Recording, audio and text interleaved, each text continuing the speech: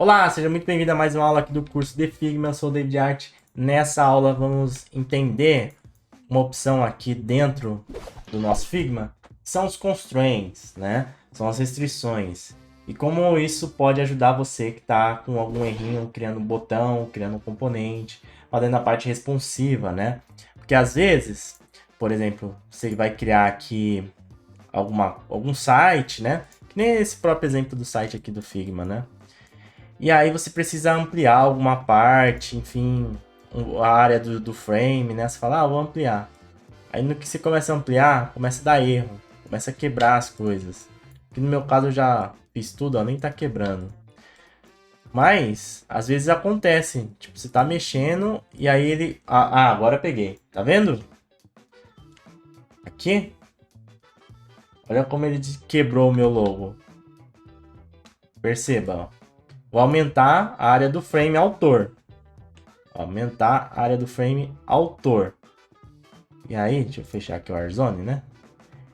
E veja que, olha, deixa eu ampliar aqui, olha como ele quebrou. Então vamos falar sobre isso.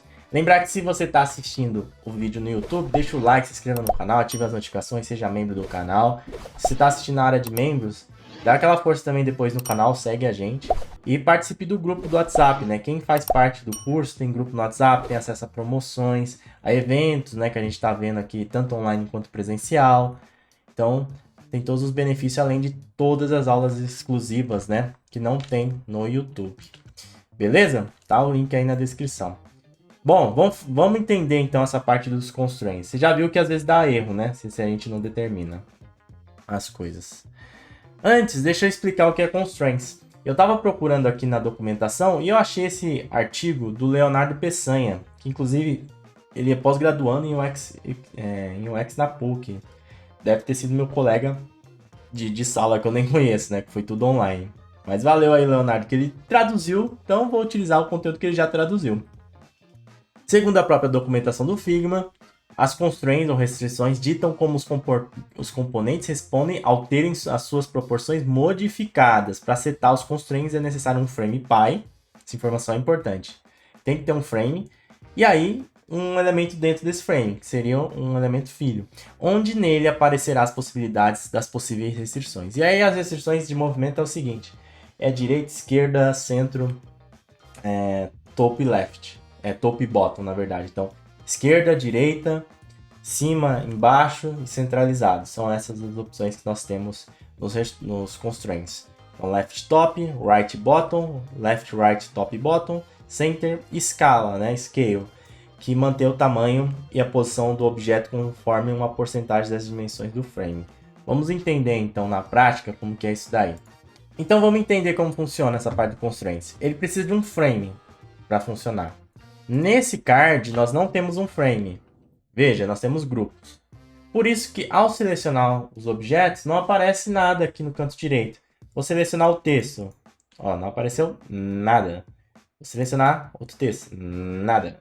Selecionar o rocket aqui, né? O foguetezinho. Nada. Então, como que faz para aparecer? Tem que ser um frame.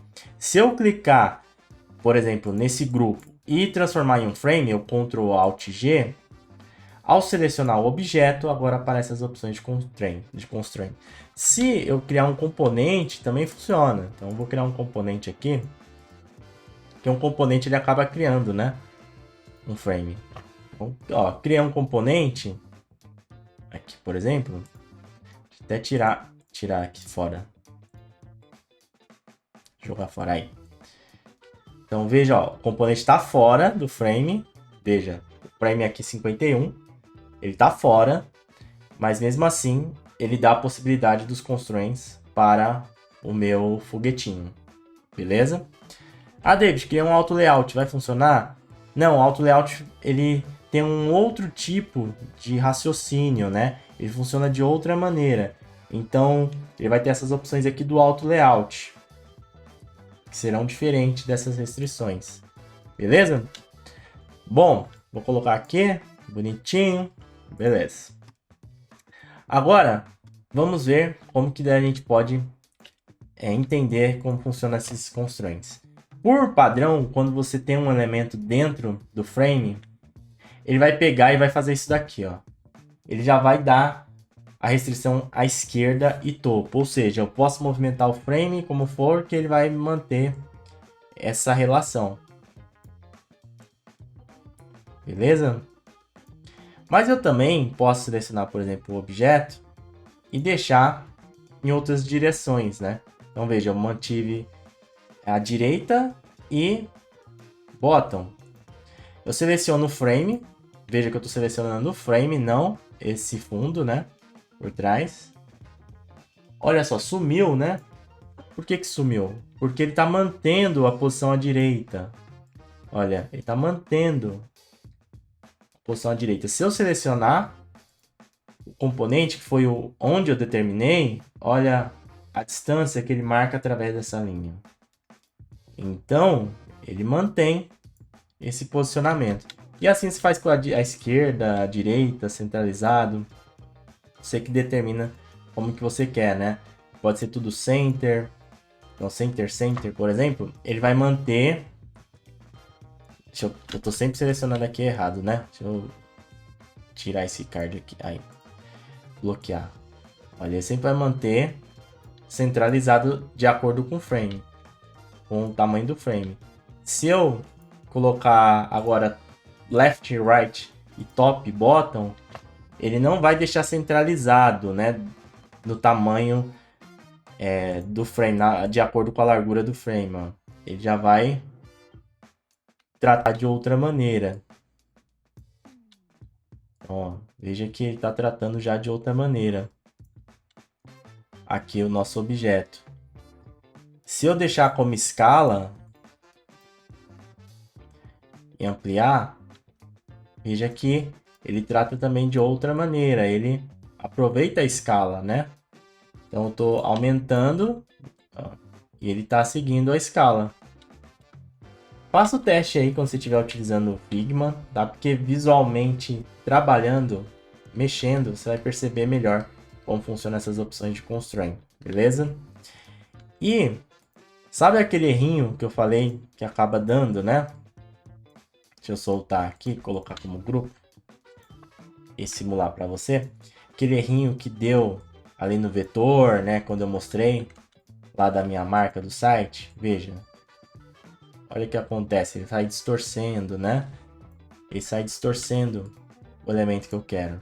Tudo isso é porque eu não determinei nenhum constraint aqui. Então, se eu determinar,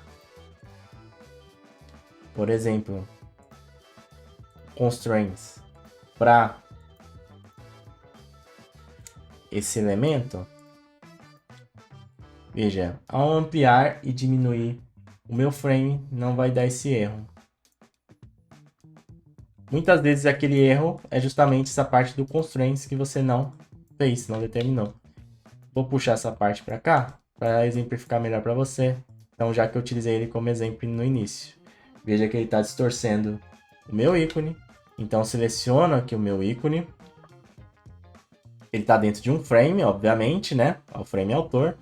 Aqui ele está até solto, né? Está só como um vetor. Vou colocar top. E vou colocar left. Assim, eu vou ampliar agora a parte do autor. E veja que ele não mexeu em nada. Se eu selecionar aqui, vou colocar a escala, por exemplo, ó, ele já vai mexendo na escala também, né?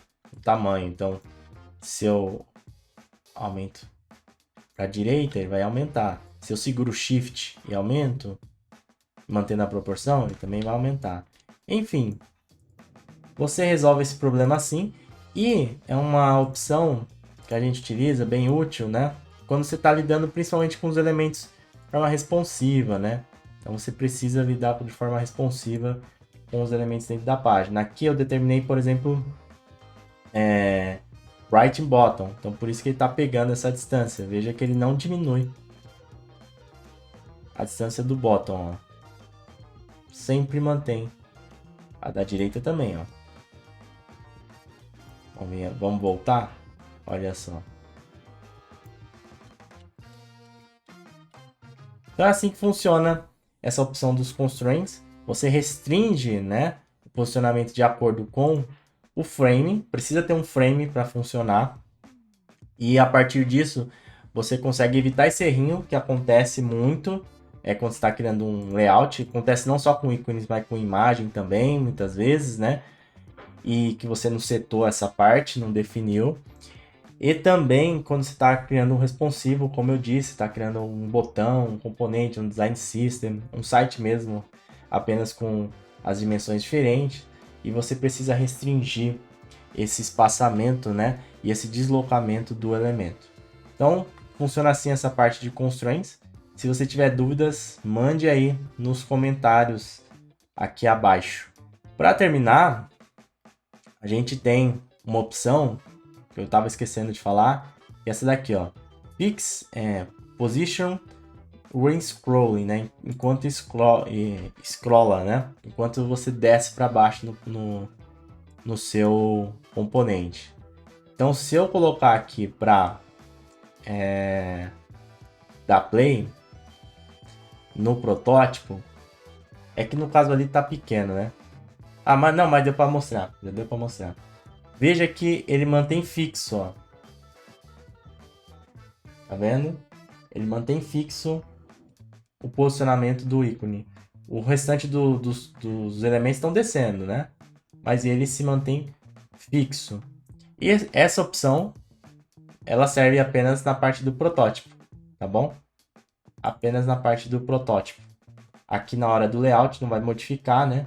Agora na hora do protótipo, aí sim você vai ver funcionar. Beleza?